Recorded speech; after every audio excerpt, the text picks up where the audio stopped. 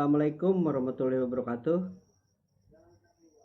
Mudah-mudahan semuanya dalam keadaan sehat walafiat, tetap semangat.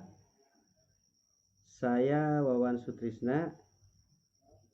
Pada pelajaran PJOK kali ini akan membahas tentang materi pertolongan pertama pada kecelakaan. Saya yakin dan percaya bahwa semuanya sudah sering mendengar kalimat P3K. Apa yang mau dibahas pada materi pertolongan pada kecelakaan kali ini? Marilah kita pelajari bersama. Apa yang akan kamu pelajari? Yang akan kamu pelajari adalah tindakan P3K pada kejadian darurat, baik pada diri sendiri maupun orang lain. Kemudian apa yang akan kamu lakukan?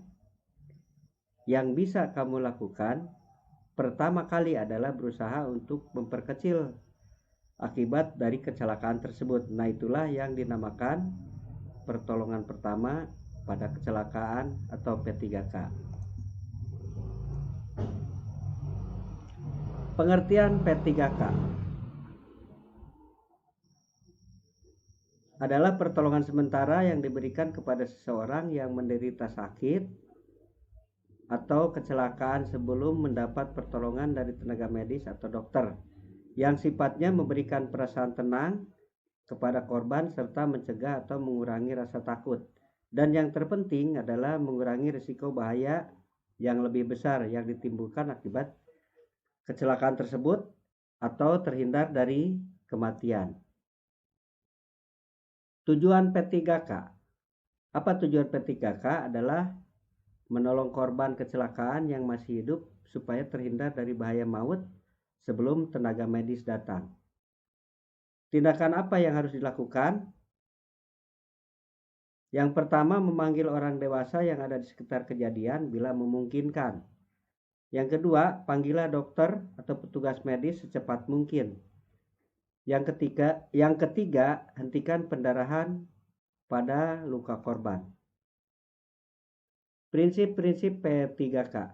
Yang pertama, jangan panik, tetap tenang, perhatikan korban dengan baik, usahakan korban tenang. Yang kedua, berikan pertolongan dengan cepat dan tepat. Gunakan mata dan semua indera dengan sebaik-baiknya. Tujuannya adalah agar tidak salah tindakan. Perhatikan keadaan korban, apakah masih sadar atau pingsan, pendarahan korban, luka-lukanya, dan kemungkinan patah tulang yang dialami korban.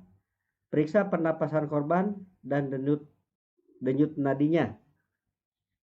Bila perlu, berikan pernapasan buatan. Amankan korban di tempat yang aman agar tidak menambah kondisi lebih parah. Artinya bawa ke tempat yang lebih tenang dari kerumunan orang atau kebisingan. Segera bawa korban ke rumah sakit sesaat setelah memperoleh pertolongan. Peralatan P3K diantaranya adalah tempatnya, ini tempat P3K. Ada obat penahan rasa sakit, kemudian plester, pembalut, kapas, jarum suntik, plester obat, sarung tangan, gunting, pembalut, kemudian obat merah atau mercurochrome, dan yang ini adalah pembalut. Mari kita bahas satu-satu peralatan P3K. Yang pertama, kasa steril. Kasa steril digunakan untuk membalut luka. Kemudian plester digunakan untuk merekatkan pembalut luka, artinya supaya kuat. Plester obat digunakan untuk mengobati luka. Ini biasanya ditemuinya gampang ya. Kalau kita luka ringan, maka plester ini bisa dibeli di warung-warung. Kemudian kapas digunakan untuk membersihkan luka dan mengoleskan obat. Gunting digunakan untuk memotong kasa, perban, plester, dan lain sebagainya. Senter digunakan untuk melihat luka tertentu agar lebih jelas. Maksudnya jangan sampai salah tindakan. Obat-obatan P3K. Obat luka ringan ada obat merah, kemudian betadin. Gunanya untuk mengobati luka ringan seperti tersayat, menghindarkan luka dari kotoran agar tidak infeksi.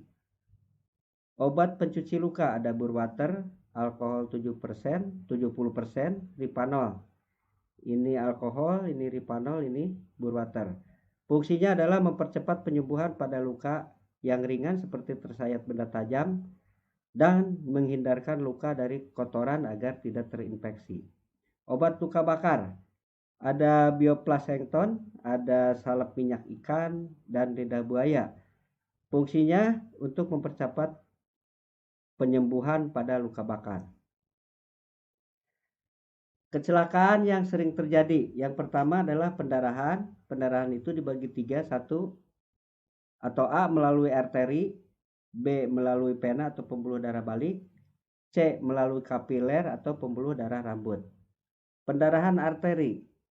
Ciri-cirinya adalah warnanya merah muda dan darah keluar dengan memancar sesuai dengan denyut jantung. Yang B, pendarahan pena, warnanya merah tua, darah keluarnya cepat, tidak ada pancaran. Nah, ini pena pembuluh darah balik. Kemudian pendarahan kapiler, ciri-cirinya warnanya merah muda atau tua, keluar tidak cepat dan tidak berdenyut, menyelubungi permukaan luka. Ini contoh pada gambar, yang ini pendarahan arteri, kemudian pendarahan pena, pembuluh balik, kemudian pendarahan kapiler. Tindakan terhadap pendarahan luar. 1. Menekan dengan pembalut tekan. Cara melakukannya adalah di atas luka diletakkan kain kasa, kemudian dibalut dengan kain pembalut. Kain kasa akan menutupi dan menekan darah yang keluar sehingga darahnya akan berhenti. Menekan dari atas tempat tekanan. Tempat yang harus ditekan yaitu tempat antara luka dan jantung. Tempat yang paling dekat dengan luka arteri atau menyilang dengan tulang. Setelah pendarahan berhenti, lakukan penekanan dengan pembalut tekan. Menahan pendarahan dengan tourniquet, artinya darah itu supaya tidak memancar keluar pada luka, maka ditahan dengan tourniquet. Tourniquet hanya dapat dilakukan dalam keadaan yang memaksa sekali karena menggunakan tourniquet ada bahayanya. Jika penolong menggunakan tourniquet, ia harus segera diberitahukan kepada dokter bahwa dia telah menggunakan tourniquet. Tourniquet itu adalah semacam bidet yang biasanya sepasang, kemudian digunakan memutar bersama kainnya untuk menahan pendarahan. Kemudian luka. Apa luka itu? Luka adalah jaringan kulit yang terputus, robek atau rusak. Biasanya itu pada kejadian sehari-hari. Kemudian apa saja jenis luka itu? Luka memar. Nah, luka memar itu luka yang tidak ada darah yang keluar. Itu biasanya warna kebiru-biruan. Kemudian luka gores, luka tusuk, luka potong, luka bacok, luka robek, luka tembak, dan luka bakar. Dasar-dasar pertolongan. Hentikan pendarahan, tinggikan anggota badan yang terluka, artinya badan yang terluka itu berada di atas lebih tinggi dari jantung. Oles luka dengan merkurium atau betadin, kemudian tutup luka dengan kasa steril atau kapas, taburi obat, kemudian balut dengan pembalut steril. Bila luka parah, segera bawa ke rumah sakit. Gunakan obat tradisional yang mudah didapat di sekitar tempat kejadian. Itulah materi tentang pertolongan pertama pada kecelakaan. Selanjutnya ada tugas yang harus dikerjakan pada buku tugas. Yang pertama, jelaskan yang dimaksud dengan pertolongan pertama pada kecelakaan. Yang kedua, apa tujuan pertolongan pertama pada kecelakaan itu? Yang ketiga, apa saja yang termasuk prinsip-prinsip pertolongan pertama pada kecelakaan atau P3K. Yang keempat, sebutkan alat yang dipergunakan untuk pertolongan pertama pada kecelakaan atau P3K. 5. Kelompokkan obat-obatan yang sering digunakan untuk pertolongan pertama pada kecelakaan. Itu tugas pengetahuan ya. Kemudian selanjutnya ada tugas penilaian unjuk kerja. Nah, ini buatlah contoh cara memberikan pertolongan pertama pada kecelakaan yang terjadi dalam kehidupan sehari-hari di mana saja berdasarkan pengalaman masing-masing. Misalkan kejadian di rumah, lingkungan, sekolah, di jalan raya, kolam renang, mall, pasar, ataupun misalkan melihat kejadian di TV. Silakan diuraikan ya. Kemudian jenis kecelakaan misalkan luka bakar, luka luar, dan patah tulang. Laporkan melalui video, cerita bergambar, makalah, foto, artikel, atau simulasikan dengan teman. Pilih sesuai dengan kemampuan masing-masing. Itulah tugas yang harus dikerjakan. Demikian rangkaian pembelajaran tentang P3K pada kali ini. Sampai jumpa pada lain waktu. Tetap semangat. Assalamualaikum warahmatullahi wabarakatuh.